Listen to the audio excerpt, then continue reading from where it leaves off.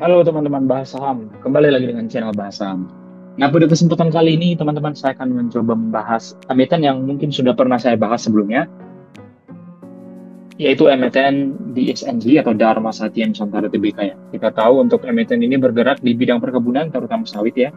Dan untuk emiten ini kenapa saya tertarik membahasnya kembali? Karena ada beberapa hal yang saya perhatikan ya teman-teman.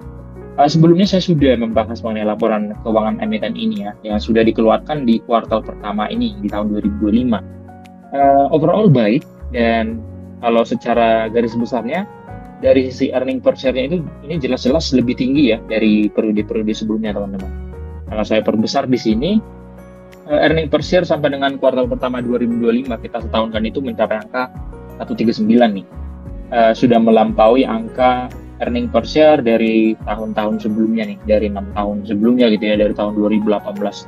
Dan begitu juga dengan ROE-nya mencapai angka 14, ini juga cukup tinggi dan sudah bisa dikatakan lebih tinggi dari periode-periode sebelumnya ya.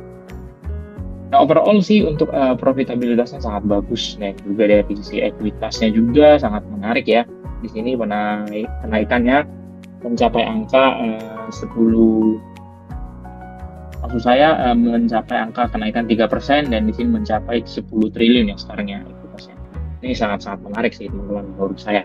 Nah, sekarang untuk episode kali ini teman-teman saya lebih fokus ke eh, teknikalnya saja teman-teman. Dan tentunya kenapa saya fokus dengan teknikal karena ada beberapa hal yang akan menjadi eh, penentu dari emiten ini apakah kemungkinan besar akan naik atau turun gitu ya.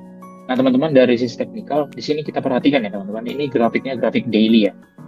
Nah di sini ada kecenderungan teman-teman. Mungkin kalau kita melihat secara bersama-sama, di sini ada pola yang terbentuk nih, yaitu pola ascending triangle ya. Kalau ascending triangle itu saya coba gambarkan.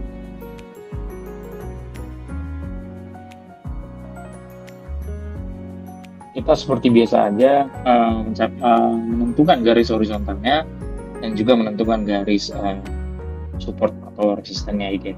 Nah untuk ascending triangle ini saya coba gambarkan teman-teman.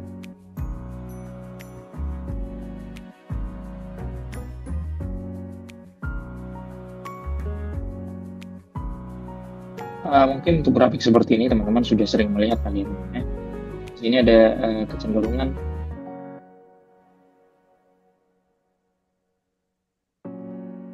membentuk kenaikan triangle ya, ascending triangle. Nah, ascending triangle ini seperti apa? Di sini ada kecenderungan bertahan di titik resisten yang sama dan terlihat adanya support yang semakin menanjak gitu ya teman-teman. Ini saya coba panjangin dulu. Nah, ini teman-teman. Jadi saya coba gambarkan di sini itu ada terjadi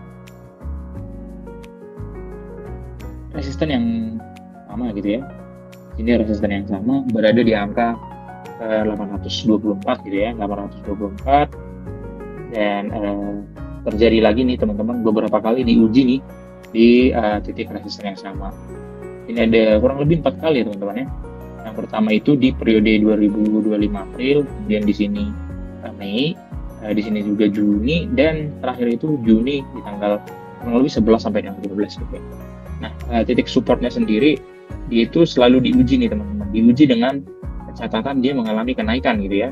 Kalau saya perhatikan di sini dari periode 2025 April atau Maret, titik supportnya itu semakin naik ke harga yang lebih tinggi gitu. Nah, hal yang menariknya itu adalah adanya pembentukan ascending triangle ini.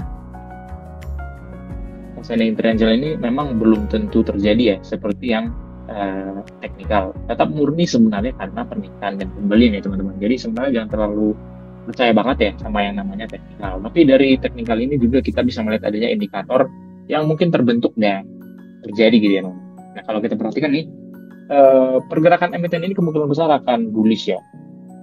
Karena itu tadi adanya bentuk ascending triangle dan kemungkinan besar harganya akan menuju ke sini. Menuju naik ke titik resisten baru nih. Dan titik resisten yang lama ini di angka kurang lebih 824 ini akan menjadi titik support nantinya. Ya. Kalau menurut saya pribadi sih teman-teman, untuk prediksi pertama itu kemungkinan besar akan menuju ke angka kurang lebih di angka 880-an ya. 881 karena di sini pernah menjadi titik support nih dua kali teman-teman. Titik support pertama itu di periode 2024 Desember, kemudian 2025 bulan Februari gitu ya. Dan ini juga pernah menjadi titik resisten nih teman-teman di periode 2024 bulan September.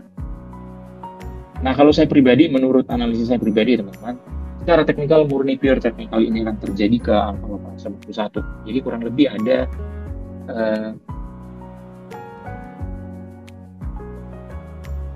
potential gain kalau saya tidak salah itu kurang lebih di angka 30-an ya. Di sini saya coba masukin aja teman-teman. Sekarang harganya berada di angka 800 dan kalau dia mencapai ke angka 881, kita coba di sini ya teman-teman, 881 langsung saja kita ganti ya.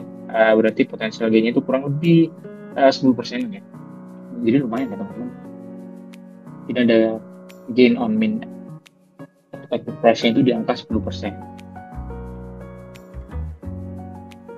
Nah, kalau menurut saya pribadi sih untuk target harga emiten ini, karena tadi didukung dengan fundamental yang bagus ya teman-teman, harusnya berada di angka 1000 nih teman. Nah, kalau di kertas kerja saya ini, saya malah ekspektasi price-nya itu berada di angka 1170, yaitu mengingat tadi pencapaian laba yang cukup maksimal ya di tahun 2024 akhir dan juga di tahun 2025 awal. Nah, secara grafik, memang di tahun 2024 ini sudah hampir menyamai di tahun 2022, tapi di tahun 2025 ini kalau kita setahunkan dia akan melampaui nih laba yang terjadi di tahun 2022 dan di tahun 2024 ya. Itulah hal yang membuat saya tertarik mengenai emiten ini teman-teman, dan ingin tahu nih sebenarnya pergerakan harga emiten ini nanti ke depannya. Tapi kalau saya lihat dari sisi teknikal sekarang update ke tanggal 16 ini kemungkinan besar akan menuju ke angka 881 ya, di atas 50% ya teman-teman. Apalagi beberapa hari ke depan, kalau saya tidak salah di tanggal 17 itu akan menjadi come date ya, come date dividen. Dan perlu kita ketahui emiten ini juga rutin membagikan dividen gitu ya. Baik, mungkin sekian pembahasan mengenai emiten di SNG ini. Teman-teman boleh komentar kalau memang ada komentar mengenai emiten ini. Jangan lupa klik like dan subscribe untuk kemajuan channel ini. Terima kasih.